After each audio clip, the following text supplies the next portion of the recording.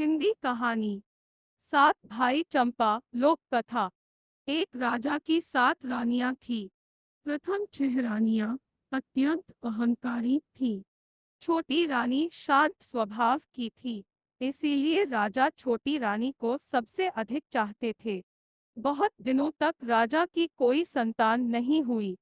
उनके बाद इतने बड़े राज्य को कौन संभालेगा, यह सोच सोचकर राजा अत्यंत दुखी रहते थे। कुछ दिनों के बाद छोटी रानी ने गर्भ धारण किया।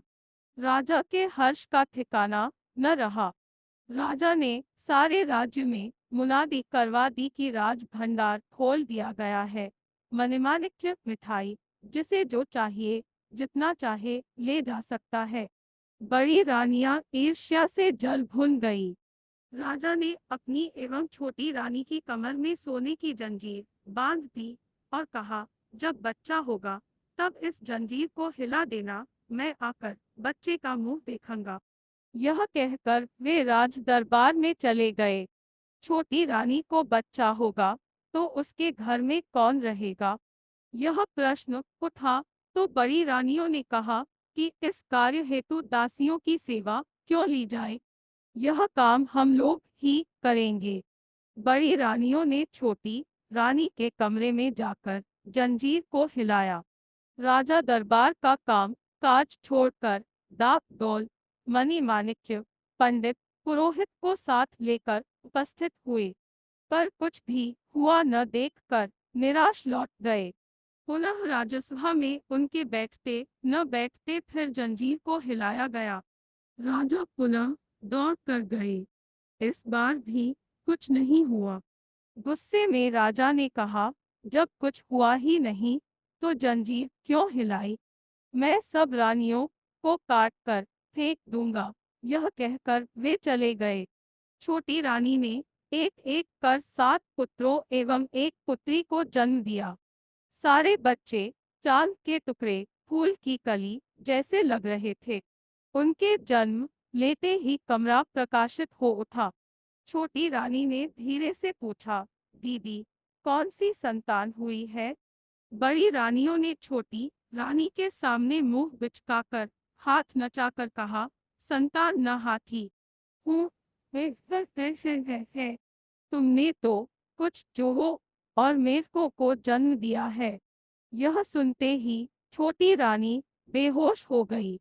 निष्ठुर बड़ी रानियों ने जंजीर को नहीं हिलाया और वे चुपचाप षड्यंत्र करने में जुट गई। उन लोगों ने एक गमले में आठों नवजात शिशुओं को डाला और पिछवाड़े के बगीचे में एक गड्ढा खोदकर उसमें दफन कर दिया। लौटते समय कुछ चूहे एवं मेढक के बच्चे एक टोकरी में लेकर आई और उसे छोटी रानी के समीप रखकर जंजीर को हिला दिया। राजा फिर डाक डोल, गाजा बाजा, मणि माणिक्य, नौकर चाकर, पंडित पुरोहित को लेकर पहुंचे। बड़ी रानियों ने गमगीन होकर अपने आंसू पोंछने का अभिनय कर चूहों और मेढक के बच्चों की टोकरी को राजा के सामने कर दिया। उसे देखते ही राजा क्रोध से आग बबूला हो गए। उन्होंने तुरंत आदेश दिया कि इन चूहों और मेढकों को जमीन में गाड़ दो और इसके साथ ही छोटी रानी को उन्होंने राजमहल से बाहर निकालने का हुक्म दे दिया। बड़ी रानियों की तो खुशी का ठिकाना नहीं रहा। उनकी आंखों का कांटा सर्वदा के लिए दूर हो चुका था। छोटी रानी को तो उन लोगों ने राजा से मिलने भी नहीं दिया और उनका राजसी वस्त्र उतरवाकर उसे दासी की तरह भटकने को मजबूर कर दिया। दिन बीतने लगे। बड़ी रानियों के तो मजे हो गए, पर राजा उदास रहने लगे। उनके मन की शांति छिन गई। उन्हें किसी काम में मन नहीं लगता था। राजा के बगीचे में फूल नहीं खिलते थे। राजा ने पूजा पाठ भी करना छोड़ दिया था। एक दिन एक अद्भुत बात हुई। राजा के माली ने देखा कि बगीचे में चंपा के साथ और चमेली का एक फूल खिला है। उसने राजा को यह बात बताई।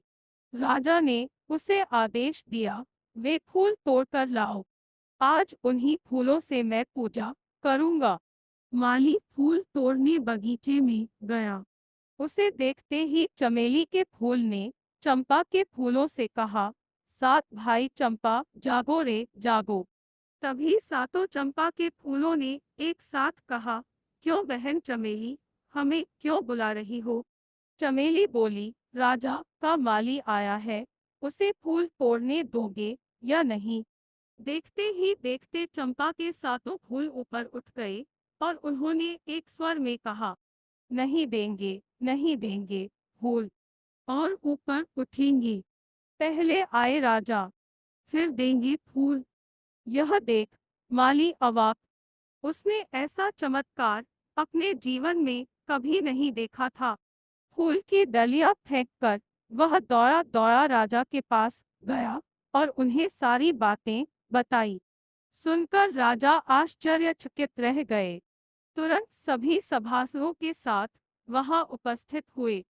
फूल तोड़ने राजा जैसे ही आगे बढ़े, चमेली फूल ने चंपे के फूलों से कहा, सात भाई चंपा जागो रे जागो। चंपा के फूलों ने पूछा, क्यों बहन, किस लिए बुला रही हो?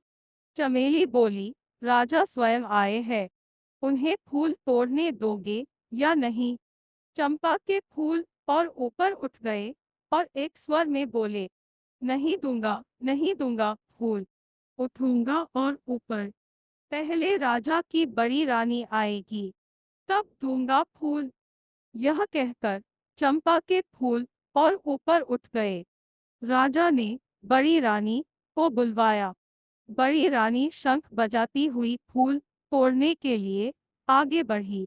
उन्हें देख चंपा के फूलों ने कहा, मिनुस, नहीं दूंगा, नहीं दूंगा फूल, उठूंगा और ऊपर। पहले आए मंझली रानी, फिर दूंगा फूल। राजा ने मझली रानी को बुलवाया।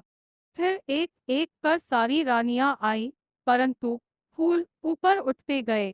राजा हताश होकर जमीन पर बैठ गए। तब फूलों ने कहा, मिनुस, नहीं दूंगा, नहीं दूंगा फूल, उठूंगा और ऊपर। पहले राजा की छोटी रानी आएगी, तब दूंगा फूल। लेकिन छोटी रानी है कहाँ? राजा ने उसकी खोज में नौकरों, रक्षकों, सिपाहियों को राज्य के चारों ओर भेजा। सभी ने उसे ढूंढना आरंभ किया। अंत में वह मिल ही गई। उसके कपड़े फटे हुए थे, हाथ पैर काफी गंदे थे। उसकी हालत अत्यंत दयनीय थी। उसी हालत में वह फूल तोड़ने के लिए आगे बढ़ी। चमत्कार हो गया, सारे फूल एकाएक नीचे आ गए। चमेली फूल भी उसके साथ नीचे आ गया। चंपा के सातों फूलों से एक एक खूबसूरत राजकुमार और चमेली के फूल से एक अपूर्व सुंदरी राजकुमारी प्रकट हुई। सभी माँ माँ कहकर छोटी रानी से लिपट गए। राजा सब माजरा समझ गए। खुशी से उनकी आंखों से आंसू निकल पड़े।